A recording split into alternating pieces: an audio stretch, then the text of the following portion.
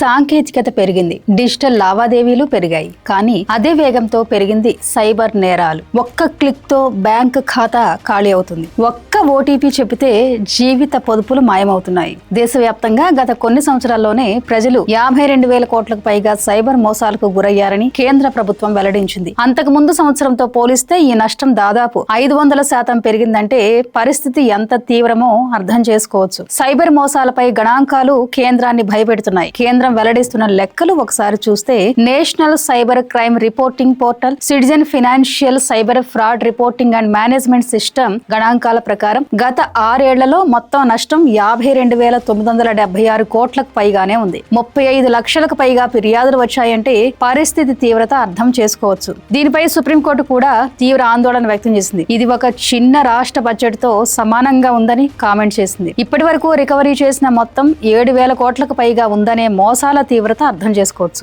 ఒక్కసారి ఈ గణాంకాలు చూస్తే అందరూ షాక్ అవ్వాల్సిందే. 9.42 లక్షల సిమ్ కార్డులు బ్లాక్, 2,63,348 IMEIలు బ్లాక్, 50 లక్షల సస్పెక్ట్ డేటా సేకరణ, 24 లక్షల మ్యూల్ అకౌంట్ల గుర్తింపు, ప్రతిబిం ద్వారా 15,000 మందికి పైగా అరెస్టులు. ఇంత భారీ చర్యలు తీసుకున్నా మోసాలు మాత్రం ఆగడం లేదు. పోలీసుల మాటల్లో ఇది ఈజీ మనీ గేమ్. ముఖ్య సూత్రధారులు విదేశాల్లో ఉంటారు, దొరికేది మాత్రం మ్యూల్ ఖాతాలు. Digital arrest, KYC update, investment apps, fishing లింకులు, నకిలీ కాల్ సెంటర్లు, రోజుకో కొత్త పద్ధతి. కేంద్రం కొత్త నిర్ణయం, బాధితులకు ఊరట. సైబర్ మోసాలు పెరుగుతున్న నేపథ్యంలో కేంద్ర హోంశాఖ కీలక నిర్ణయం తీసుకుంది. జాతీయ సైబర్ నేర నివేదిక పోర్టల్లోని CFCFRMS కోసం కొత్త స్టాండర్డ్ ఆపరేటింగ్ ప్రొసీజర్ కు ఆమోదం తెలిపింది. 50,000 లోపు సైబర్ మోసాలకు కోర్టు ఆదేశం లేకుండానే రీఫండ్ 90 రోజుల్లో బ్యాంకులు హోల్డ్ తొలగించాలి. బాధితులకు వేగంగా నిధులు, NBFCలు, ఈ-కామర్స్ ట్రేడింగ్ యాప్స్ కు స్పష్టమైన మార్గదర్శకాలు జారీ చేయడం జరిగింది.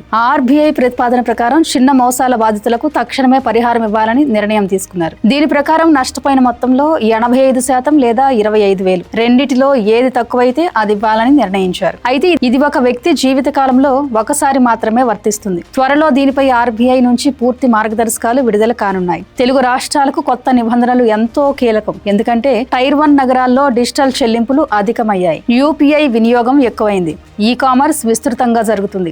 అందువల్ల మోసాలపై ఫిర్యాదుల సంఖ్య కూడా ఎక్కువయ్యాయి. ఈ కొత్త రూల్స్ వల్ల త్వరిత పరిష్కారం, వేగవంతమైన రీఫండ్ సాధ్యమవుతుంది. గ్రౌండ్ రియాలిటీ చెక్ చేస్తే కొన్ని షాకింగ్ కేసులు వెల్లడయ్యాయి. ఒక కేసులో మయన్మార్ ఉద్యోగం పేరుతో మోసం చేశారు. ఈ కేసులో టెలిగ్రామ్ లో విదేశీ ఉద్యోగం పేరుతో మోసం జరిగింది. ఒక్కొక్కరికి 2 లక్షల కమిషన్ పేరుతో మయన్మార్ కు పంపించి సైబర్ నేరాల్లో బలవంతంగా దింపారు. చివరకు ఈ కేసులపై పోలీసులు దర్యాప్తు చేసి అంతర్జాతీయ ముఠాని అరెస్టు చేశారు. ఇటీవల జరిగిన ఇంకొక కేసు గమనిస్తే అమలాపురంలో డాక్టర్ ని మోసం చేశారు. 2,000కే స్మార్ట్ ఫోన్ ఆఫర్ ఇచ్చారు. వచ్చిన ఫోన్ పని చేయలేదు. రిఫండ్ పేరుతో ఓటీపీ అడిగారు. ఓటీపీ చెప్పగానే డాక్టర్ అకౌంట్ నుంచి 49,500 2 విడతల్లో మాయమైపోయాయి. చివరికి పోలీసులకు కంప్లైంట్ ఇచ్చారు. ఒక చిన్న ఆశ భారీ నష్టం కలిగిస్తుందని చెప్పడానికి ఈ 2 కేసులు ఒక ఉదాహరణ మాత్రమే. ఇలాంటి కేసులు ప్రతిరోజు దేశవ్యాప్తంగా ఎక్కడో ఒక చోట నమోదవుతూనే ఉన్నాయి. ఇక్కడ మరో కేసు చూస్తే డిజిటల్ అరెస్ట్ పేరుతో అకౌంట్ నుంచి 1.07 కోట్లు మోసం చేశారు. హైదరాబాద్ వ్యక్తికి కాల్ చేసి ముంబై క్రైమ్ బ్రాంచ్ మాట్లాడుతుందని మనీ లాండరింగ్ కేసు పేరుతో బెదిరింపు. Digital arrest. పలు దఫాల్లో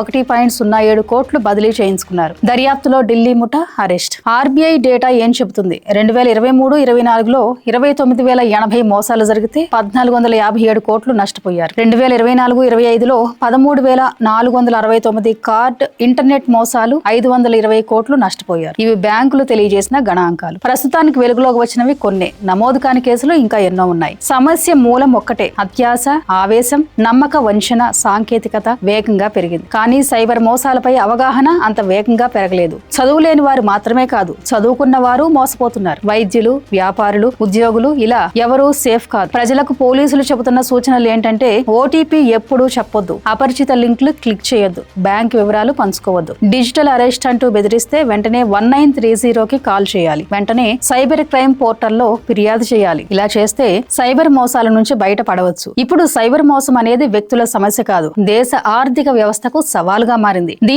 దీనిపై సుప్రీంకోర్టు చివాట్లు పెట్టేసరికి కేంద్రం కొత్త రూల్స్ తీసుకొచ్చింది. బ్యాంకుల బాధ్యతను స్పష్టం చేసింది. బాధితులకు త్వరిత సహాయం అందించే మార్గం సృష్టించింది. కానీ ఈ వ్యవహారంలో ప్రజలు అవగాహనతో లేకపోతే ఆదమరిస్తే అంతే. డిజిటల్ ప్రపంచంలో ఒక్క తప్పు అడుగు జీవితకాల పొదుపుల్ని తుడిచివేయొచ్చు. అందుకే జాగ్రత్తే రక్షణ. Thank you for watching. Please subscribe to Khyati connects.